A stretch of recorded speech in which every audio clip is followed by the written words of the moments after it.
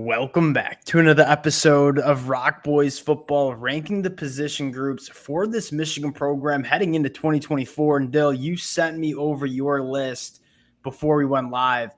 There's going to be a lot of disagreements, right? And I think that's kind of the beauty around this Michigan program heading into 2024 is there's a fair amount of this roster that we don't know a ton about heading into 2024. But I think a lot of Michigan fans are sitting there and saying a lot of these guys that make up this Michigan team heading into 2024 have been within this Michigan program. And as Michigan fans ourselves, we have a lot of confidence in some of those names. Really excited to get into it. Before we do, and as always, one, just want to say thank you to you guys and to the Michigan fans. Many of you guys know the fellas are massive Michigan fans. Not a program we love talking about more, and the amount of support you guys have continued to show. It truly does mean a lot if y'all do enjoy the content. Consider subscribing to the channel. Much more importantly, would love to hear some of your opinions in the comment section. So many different ways that you could go about stacking these position groups.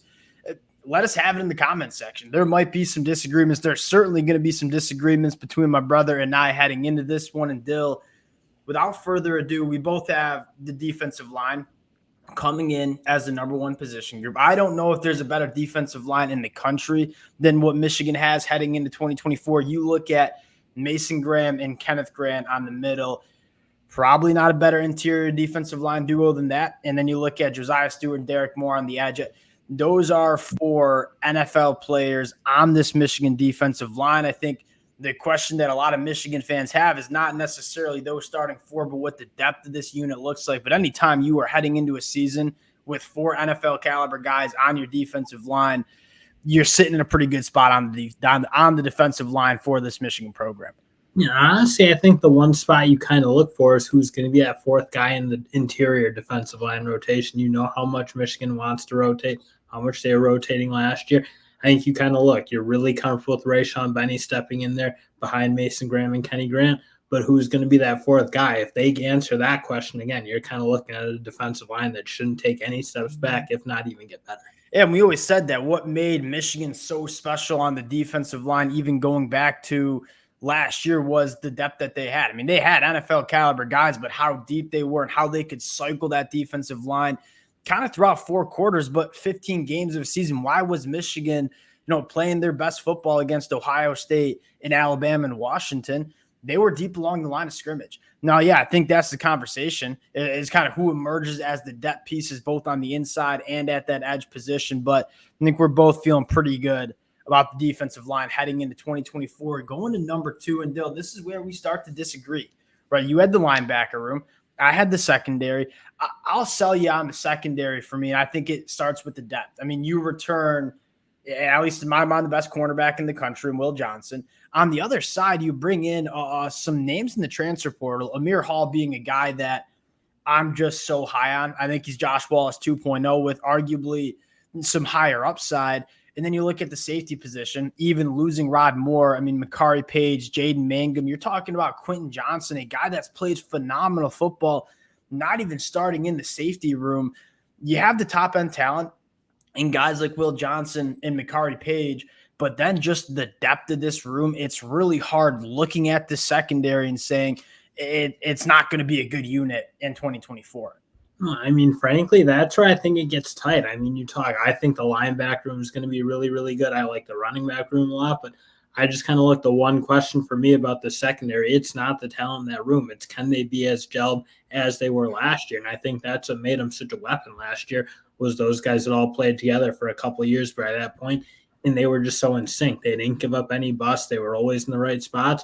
And then you lose guys like Sanders still. Obviously, Rod Moore goes down. You lose a veteran cornerback on the other side in Wallace. I just think you do have an inherent question, like, is that group going to have the connectivity that they had last year? Because that was, like, very unique. I would push back on that concern is all the names that you threw in the portal or you got in the portal, they've played a ton of football. Like Jaden Mangum, all Big Ten caliber guy. Amir Hall has played over 2,000 snaps coming to Michigan from the FCS level. You look at Wesley Walker at the safety position, a guy that's played 2,500 snaps at the Power 5 level. So, yeah, you have some new faces in the secondary room. They've all played so much football. This is going to be one of the more experienced defensive back rooms that you see in the country. the combination of NFL talent, again, and depth makes me think this is the second best position room you have in the country. Going to number 3, and this kind of tells you why a lot of people are just sleeping on this Michigan team. You look at this defense, it's absolutely loaded from the front 7 to the back end. Linebacker room coming in at number 3. I mean, Jayshawn Barham, Ernest Hausman, I think make up, and Dill, we've kind of talked about this, arguably a higher upside than what you had with Junior Colson and Mikey Barrett. I look at Ernest Hausman and Jayshawn Barham, 2 of which are just going into their 3rd years of playing college football, meaning their best football is ahead of them. These are 2 NFL caliber guys. And then you look at some of the depth and say, Jimmy Rolder, we've seen him play some solid football as a freshman and sophomore. And you look at true freshman Cole Sullivan, say he's a guy that's probably going to play for Michigan as well in that linebacker room. It's going to be a 2 linebacker defense using a nickel. Jayshawn Barham, Ernest Hausman, I think make up one of the better linebacker duos that you see in the Big Ten. No, and I almost have them a little higher. I had them number 2 on this position group if it was my list. And I think, frankly, a lot of that has to do with I think Jayshawn Barham is criminally underrated in a sense where I think he is truly going to be one of the best linebackers in the country. I think his versatility, his ability to rush the passer from anywhere on the field really does good in coverage, has that length you want to see to be able to play in zones and be very disruptive. I think he's a super unique talent. I think you pair him up with a guy in Ernest Hausman who has no problem going the sideline to sideline and allowing Barham to kind of do some other things. I think it's a really, really good unit. I think it's going to be better than it was last year. And that's no knock. I mean, Colson's obviously one of the best linebackers Michigan fans have seen in probably 20 years, but I do think this tandem does. I'm kind of with you, has that upside that it can be really special. I look at Ernest Hausman and say, like, the rhetoric around him is wild. I saw somebody label him as a bust after his 2nd year of college football. And you look at Ernest Hausman, he was 3rd on the team in tackles last year, just playing behind some really good linebackers in Junior Colson and Mikey Barrett. Like, Ernest Hausman is an absolute dude at this linebacker room. And I think you said it right with Jayshawn Barham. I think what excites us most about Jayshawn is you look at Wink Martindale, how aggressive he wants to be with blitz packages. You have a linebacker in Jayshawn Barham who's one of the best in the business at blitzing the quarterback from that linebacker spot. Really, really good fit. Going into the offensive side of the football, Dill, our first position group coming in the rankings, the running back room. I think you have a guy in Donovan Edwards who's just kind of a sleeping giant. And I think what excites me the most is we saw the best version of Donovan Edwards, and I'm not trying to read too much into a spring game, but during that spring game. And what Michigan fans have kind of been banging the table for with Donovan Edwards is just kind of being a little bit more downhill and all-purpose back. We all know Donovan Edwards has the ability to make those game-changing plays. I think you want to see a little bit more consistency on a regular basis from Donovan Edwards, not to mention what he can do as a pass catcher. Donovan Edwards might be a guy that might be like the face of this Michigan program in 2024. But then you start talking about Kalel Mullings, my personal favorite in the running back room, just an absolute hammer between the tackles. And then you sprinkle in guys like Benjamin Hull and Cole Cabana. It's a room that has potentially 2 NFL running backs in Donovan Edwards and Kalel Mullings with some young talent that's going to get some burn for this Michigan offense in 2024. Yeah, I think the composition's great. And I don't know that you have that real top end can do it all the way Blake Corum could do it, but I think these 2 together can really be a good 1-2 punch. And again, Donovan Edwards can certainly show you something where it can be a little bit more consistent in between the tackles, being able to run through contact, being able to set that floor where Corum had it, where he was never getting less than 4 yards, it felt like, and allowing Michigan to stay on schedule. I mean, if Edwards puts that into his game, and I thought you saw some green shoots of it, if you will, in that spring game. I thought he was running the ball really physically. I really thought he looked good there. So if that is part of his game, I mean, he'd be a better running back than Blake Corum because he does have a little bit more acceleration, a little bit more long speed, and that ability to hit those big plays. Yeah, if you get and you're right. Like, I think Donovan Edwards has the ability to be that all-purpose guy, but the combination between Donovan Edwards and Kalel Mullings in terms of how they balance each other out, that's what you love. And that's kind of where not just college, but the NFL, that's kind of how these running back rooms are going. Like, we want running backs that have different kind of skill sets for different situations. Dill, I just want to throw in Max Bredesen too. He's been my guy, and we're talking about running back / fullback rooms. You're looking at one of the best, blocking H-backs that we see in the country. Not a lot of people are going to talk about Brady. I absolutely love Max Bredesen in this Michigan offense. And if Alex Orji's your starter, like physical, downhill, rushing attack, Max Bredesen is going to play a lot of football for Michigan and going to be an asset. Not necessarily in the box score. That dude gets it done in terms of run blocking. Going to our number 5, and that's the offensive line, which certainly could be higher come the season. I think we're sitting here and saying it's hard to put the offensive line much higher than this. One, because the position groups we just talked about are really damn good. But I think secondly, it's just a lot of new faces that you got to see it from in 2024. I look at the tackle position and say, Miles Hinton's an NFL caliber tackle. I thought he probably should have been a starting tackle last year for Michigan. That being said, I ain't going to argue with Sharon Moore and his offensive line brain. Hell of a lot smarter than me. I think Miles Hinton's an NFL caliber guy. Andrew Gentry has the capability and the physical tools to be an NFL caliber guy. And going year 3 in the program after taking 2 years off with a mission, I think you're going to see the best version of Andrew Gentry. Then you look on the inside and say, on paper, there's going to be a lot of, I'm not going to say casual college football fans, but college football fans who might not be that experienced with this Michigan roster and say, oh, you're replacing your whole interior. I think we're sitting here and saying Greg Crippen, Giovanni El-Hadi, Raheem Anderson, they've been within this program for so many years, all going into year 4, just sitting behind NFL caliber guys. I look at the inside of the offensive line and say this unit could be very, very good in 2024 as well.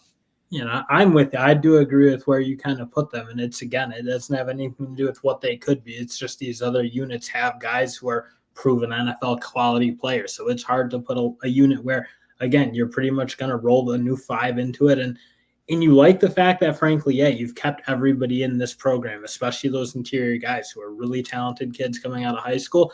I think those guys should play really, really, really well. So I don't think that it's really a question, but it's just inherently really hard to put this offensive line over some of these units where you have legitimate stars. You just kind of trust the process with Michigan in terms of what they've been able to do with the development of the offensive line. And again, all of these guys, Greg Crippen, El-Hadi, Raheem Anderson, they're all going into year 4. I remember when Giovanni El-Hadi was an early enrollee freshman playing in the spring game, and we kind of pointed to him and said, he's going to be good down the line.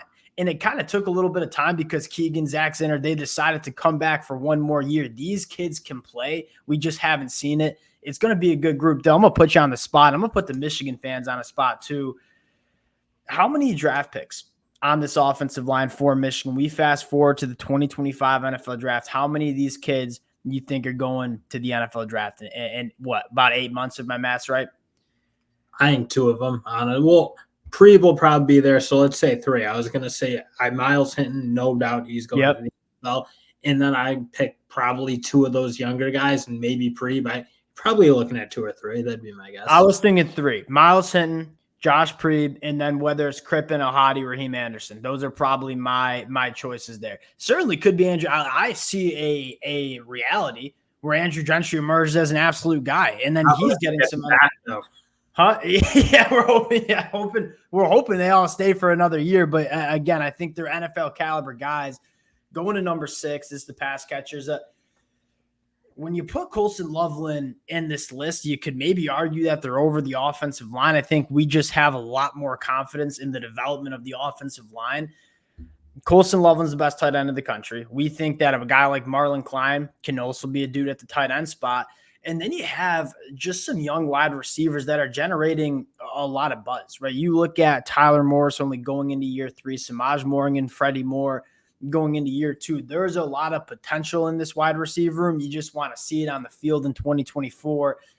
You had them here too. I'd probably agree pass catchers coming in at number 6. Yeah, and if you were to split the tight end room out at its own, that's almost hard to even comprehend because you got the best tight end in college football, and I'm not even sure it's particularly close. But at the end of the day, you need – I think all Michigan fans are hoping that they see more out of this pass-catching unit, see more explosiveness, see a little bit more dynamicness that you've frankly been lacking. And obviously Michigan's been winning a lot of games, so it's not like we've had focus on it too much or have much to complain about.